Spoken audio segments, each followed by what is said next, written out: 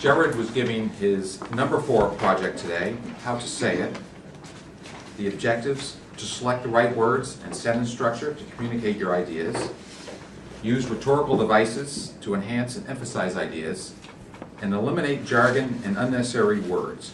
Use correct grammar.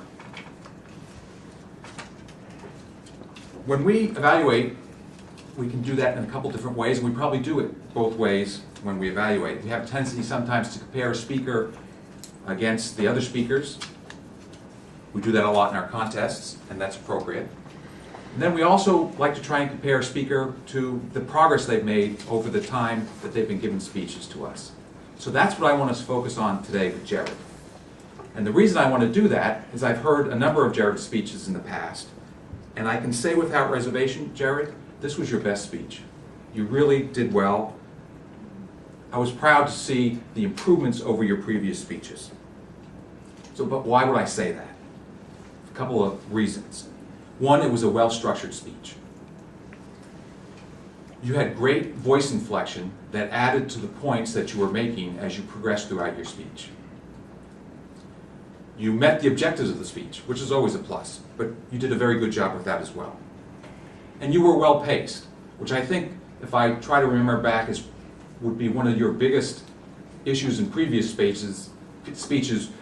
You were rushed a lot, I felt. But this time, I felt like you were in command of your topic, you were in command of your presentation, and you were in command of the time, which proved to be true because you finished well under time, and you weren't rushed in general.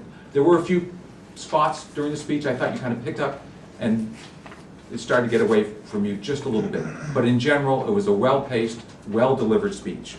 You had some great phrases in there. Well, first of all, your introduction was excellent. I'm at a crossroads. Maybe if you had paused a little bit at that point, would have drawn us in a little bit deeper, but nonetheless, it caught my attention. Oh, what are we doing now? You had some great phrases, the mucky road, spaghetti balls of iron noodles, basic accounting of time. I thought that was a great use of that phrase. I hadn't used it before. At one point you asked us to close your eyes, and we did, and you gave us some words. Then you said to open your eyes, and you gave us some nice contrasting words. Had you paused, I think your point would have been solidified a little bit better. My biggest suggestion that I think you could move on, throughout the speech, you gave a number of lists.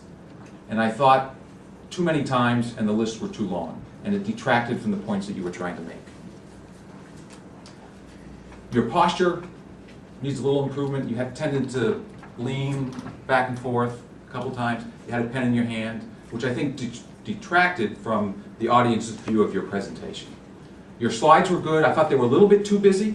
Perhaps if you had made PowerPoints out of them and not tried to trick us, then you could have quickly highlighted your points. But Jared, great job. You did everything you needed to do, and you should be very happy with your speech. Madam Toastmaster.